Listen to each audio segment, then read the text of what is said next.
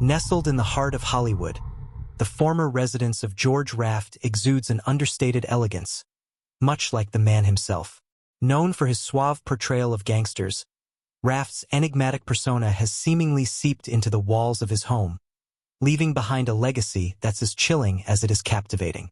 In early 2023, the house was purchased by a young couple, Amanda and David Larson, enchanted by its old Hollywood charm. The couple planned to restore the home to its former glory, but their excitement quickly turned to unease. On their first night in the house, Amanda woke to the sound of footsteps echoing down the hallway. Thinking it was David, she called out, only to find him sound asleep beside her. The footsteps grew louder, as if someone was pacing back and forth just outside their bedroom door. When she finally mustered the courage to open the door, the hallway was empty. Over the following weeks, the couple experienced more unexplained phenomena. Doors that had been firmly shut would creak open on their own. The faint but distinct smell of cigars would waft through the air, despite neither Amanda nor David smoking. The scent was always strongest in the study, a room adorned with dark wood paneling and a vintage desk that George Raft himself had supposedly used. The Larsons brought in a historian to learn more about the home's past. They discovered that Raft often entertained his close circle of friends in the study, where he would discuss scripts and share stories from his colorful life. It was also rumored to be a space where Raft conducted private business dealings, some of which were said to involve notorious figures of his era. One particularly unsettling night, Amanda was alone in the house while David was on a business trip. She was in the living room when she heard the unmistakable sound of a glass clinking, followed by the low murmur of a man's voice. Terrified, she followed the noise to the study. The moment she stepped inside, the sound stopped, leaving only the lingering smell of cigars. Determined to understand the source of these disturbances, the Larsons invited a paranormal investigator to the house. The investigator's equipment picked up unusual electromagnetic readings in the study and captured an EVP, electronic voice phenomenon, of a faint male voice saying, "It's my time." Despite the eerie occurrences, the Larsons chose to stay, feeling a strange connection to the house. They began to view the phenomena as George Raft's way of reminding the world that his presence, like his legacy, was larger than life. Today, the house remains a topic of fascination among Hollywood historians and ghost enthusiasts alike. Visitors often report feeling an inexplicable sense of being watched and, of course, catching a whiff of cigar smoke in the air. Amanda and David Larson tried to settle into their unusual new normal. The sounds of footsteps became a nightly occurrence, always stopping just before dawn, as if the unseen visitor had a schedule to keep. The scent of cigars lingered persistently, sometimes appearing in places where neither Amanda nor David had been. What unnerved them most, however, was the sudden appearance of cold spots throughout the house, particularly in the study, where the temperature would plummet without warning. One evening, Amanda decided to dig through the attic, hoping to uncover remnants of the home's storied past. Amongst dusty boxes and old furniture, she discovered a leather-bound journal tucked inside a hollowed-out book. The journal contained cryptic entries, seemingly written in Raft's hand. One passage caught her attention. "They'll never understand what I've done to keep it all together. The whispers in the shadows, the handshakes in the dark, they know who they are, and so do I." Chilled by the words, Amanda took the journal downstairs to show David. As they read through more entries, a pattern emerged. Raft often wrote about an object he referred to only as the ace. He described it as something he guarded fiercely, even hinting it was hidden within the house. The couple speculated whether it could be connected to the strange occurrences. That same night, while reading in the living room, the Larsons heard a loud bang from the study. Rushing in, they found one of the framed movie posters lying on the floor, its glass shattered. Behind the fallen poster was a patch of wallpaper that looked newer than the surrounding area. Curious, David peeled it back to reveal a small, concealed compartment in the wall. Inside was an antique cigar box. Amanda hesitated as David opened it, half expecting some priceless relic or sinister keepsake. Instead, they found a deck of cards, with the ace of spades missing. At the bottom of the box was a handwritten note. When the ace finds its place, the debt will be paid. Before they could process what they had found, the house was plunged into darkness. The power outage came without warning, and an oppressive silence filled the air. David fumbled for his phone flashlight while Amanda clutched the journal tightly. Then, from the direction of the hallway, they heard it, the unmistakable sound of heavy footsteps. Only this time they weren't slow and measured. They were purposeful, drawing closer.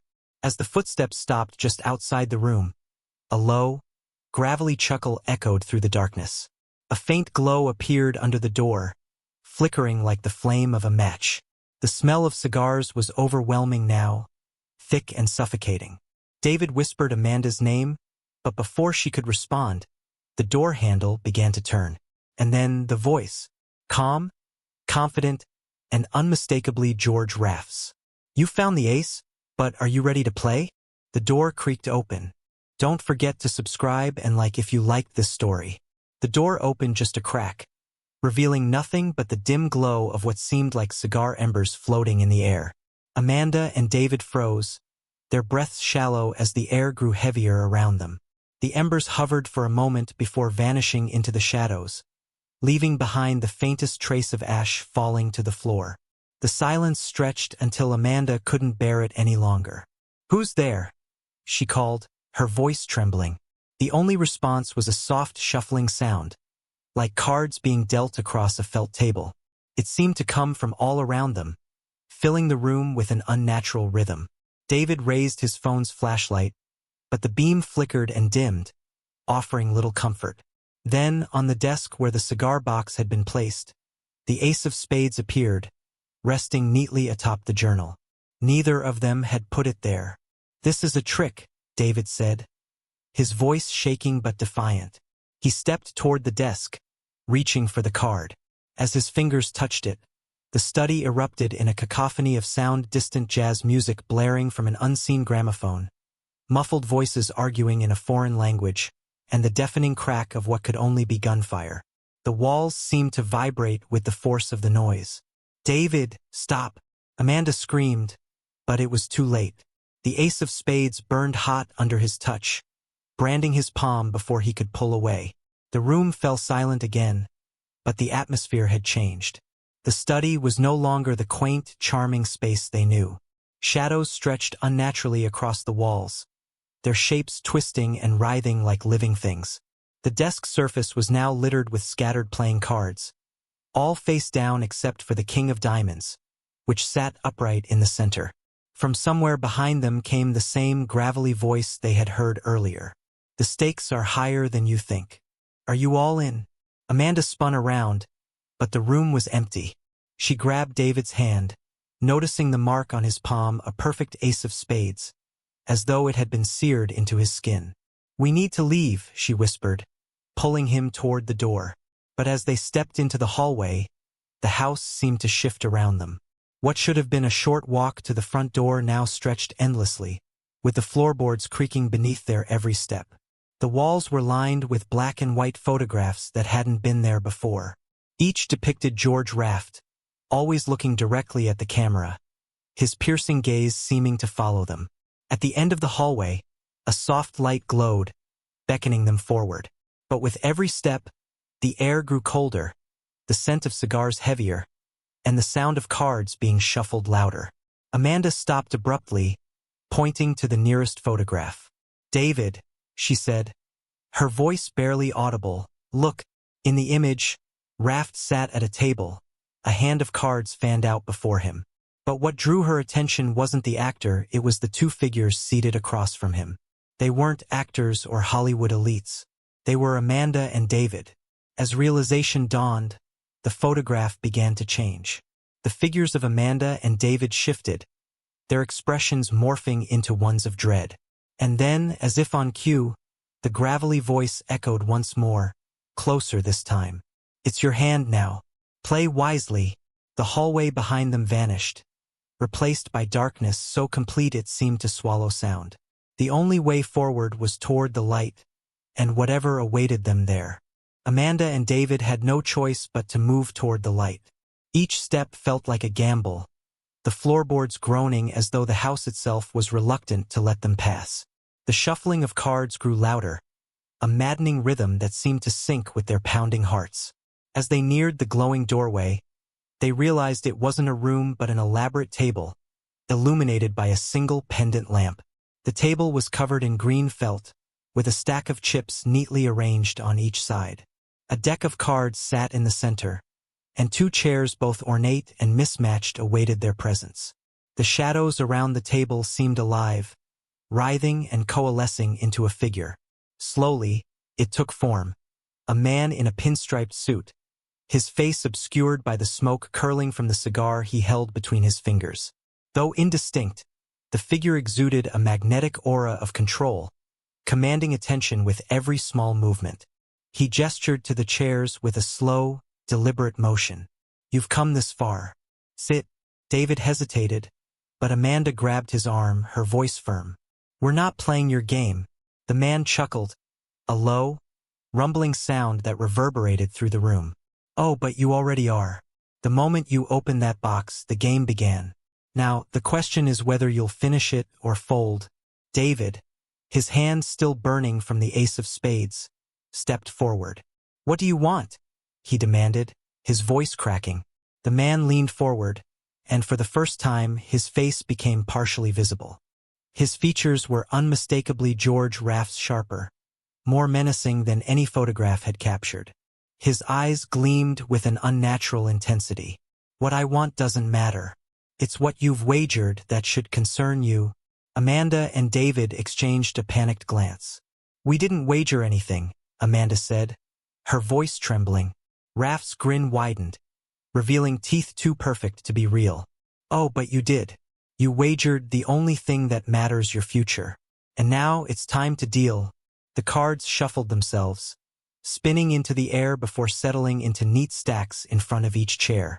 Amanda and David stared at the table, frozen in place, as the man in the pinstriped suit leaned back, his cigar glowing brighter with every draw. "You said we could fold," David said cautiously. Raft's smile didn't waver. "You can. But folding has its consequences, too. Sometimes the worst gamble is walking away." The shadows seemed to creep closer, pressing in on the couple. Amanda took a shaky breath and sat down, her hands gripping the arms of the chair. David followed, his movements stiff and mechanical, as if the house itself were willing him to comply. The first card flipped, a queen of hearts for Amanda. A flicker of warmth touched her chest, a memory flashing before her eyes. Her grandmother's laughter on a summer afternoon. She blinked, and the warmth was gone, replaced by the cold dread of the present. David's card followed an 8 of clubs. Instantly, his breath hitched, and he clutched his chest, a searing pain spreading through his ribs. He could almost hear the metallic screech of the car crash he survived years ago, the one he never spoke about. Raft leaned forward, his voice smooth and low. "Every card reveals a truth, every hand a choice. But beware, some truths are better left unspoken." The deck shuffled again, and the next cards began to turn, each one drawing them deeper into a game that felt less like chance and more like destiny. The second card landed in front of Amanda with an almost imperceptible flutter, a 10 of diamonds. As soon as it hit the table, her vision blurred, and she was no longer in the room. She stood in a lavish Hollywood ballroom, the air heavy with perfume and cigarette smoke. Glittering chandeliers cast fractured light over a crowd of glamorous strangers. She spotted George Raft in the corner, leaning against the bar, his expression unreadable as he stared directly at her. "Don't let him deal you out," a voice whispered in her ear. Amanda spun around, but the ballroom dissolved in an instant, leaving her breathless and back in the chair. David didn't notice her disorientation. His focus was locked on his own second card, a king of clubs. The moment it appeared, a cold sweat broke out across his brow. He could feel himself in a dimly lit room, younger and desperate, his trembling hands clutching a suitcase full of cash. He heard a voice, his own, pleading with someone unseen. "You don't understand. I didn't have a choice." But the shadowy figure only laughed before slamming a door, the sound reverberating through David's skull. He blinked and found himself back at the table, gasping for air. Raft observed them both with a predator's patience, his cigar smoldering ominously. "The cards don't lie," he said. "But they also don't forgive." The third cards flipped themselves over without warning. Amanda's was the 2 of spades. The temperature around her plummeted, and an icy wind rushed past her ears, carrying faint whispers. She couldn't make out the words, but their tone was pleading, desperate. David's third card was the Ace of Hearts. This time, he didn't just see a memory, he felt it. The warmth of his first kiss with Amanda enveloped him, filling him with a bittersweet ache. But as quickly as the sensation came, it was snatched away, leaving behind an empty void. "Stop this," Amanda said, her voice trembling but firm. "This isn't a game, it's torture." Raft's grin widened, his teeth catching the dim light. "You think this is torture? Oh, sweetheart, the game has barely begun." The deck began to shuffle itself again, faster this time, the cards blurring into a whirlwind of colors and shapes. The shadows around the room grew darker, their edges razor-sharp, as if the house was closing in. Amanda glanced at David, his face pale and drawn. She realized they were losing something intangible with every card, a part of themselves they might never get back. "David, we have to stop playing," she urged, her voice breaking. But when David looked at her, his eyes were filled with something she couldn't quite place. Fear? Despair? Or worse, acceptance? Raft leaned forward, his voice a velvet whisper. "You could stop, sure. But then you'd never know who wins." The cards on the table shifted, rearranging themselves into a strange configuration, a grid that looked like a maze. In its center was the Ace of Spades, glowing faintly. "What's that?"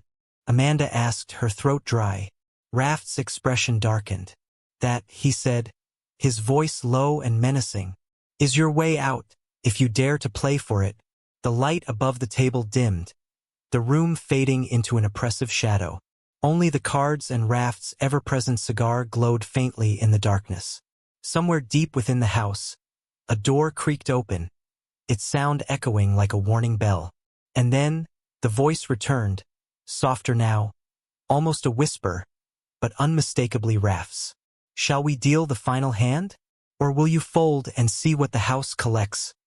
Amanda and David exchanged a glance, their fear palpable but overshadowed by a shared determination. Whatever this game was, they had to see it through. Folding now would leave them at the mercy of the house and of George Raft. "Deal," Amanda said, her voice steadier than she felt. Raft's grin returned, sharper than ever. "That's the spirit." The cards shuffled themselves once more, moving faster than before. The Ace of Spades in the center of the grid pulsed faintly, its glow casting eerie shadows across the table. When the deck finally stilled, 2 new cards appeared before each of them. Amanda's card, the Jack of Hearts. David's card, the 7 of Spades. The instant the cards touched the table, the room transformed. The Larsons found themselves standing in an expansive, dimly lit lounge. The shadows coiled and twisted, forming vague outlines of people who whispered indistinctly. A grand piano played itself in the corner, an old jazz tune echoing through the air. Raft was there, seated at the far end of the room. His form was clearer now, no longer shrouded entirely in smoke.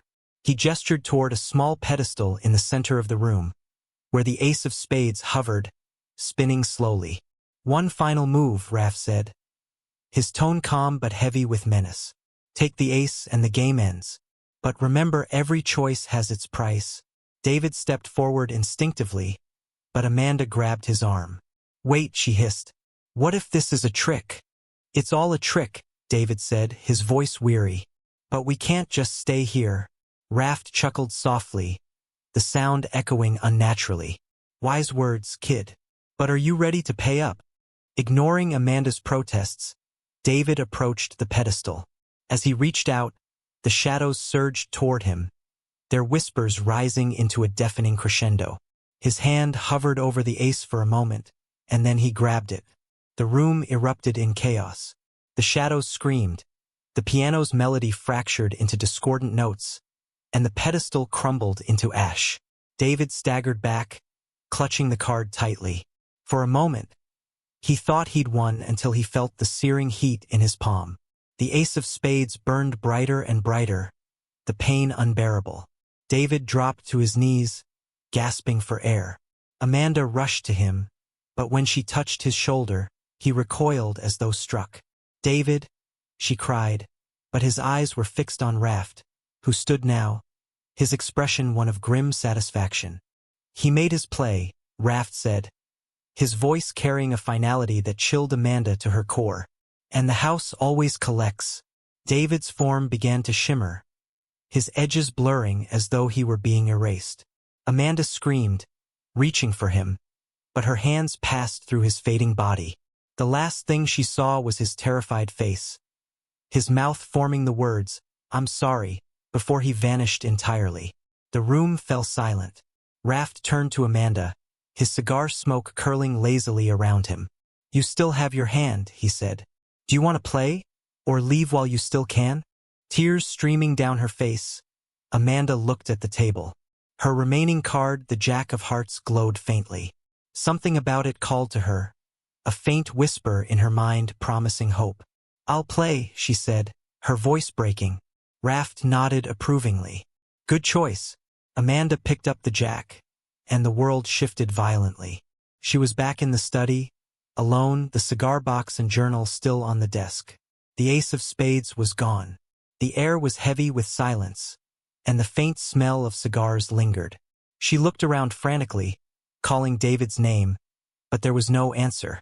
The house felt emptier than ever, its shadows cold and unyielding. On the desk, a single piece of paper remained. Scrawled in George Raft's handwriting were the words, "A debt paid, a life spared. But remember, every gamble leaves its mark." Amanda stared at her reflection in the window, her heart heavy with grief. Then she noticed something, a faint image of David standing behind her, his expression calm, his form translucent and ghostly. And just before he faded into the shadows, she swore she heard his voice. "I'll always be here." The house was quiet after that, but Amanda knew it wasn't over. The game had ended for now, but the house's debts were never truly settled. Don't forget to subscribe and like if you liked this story.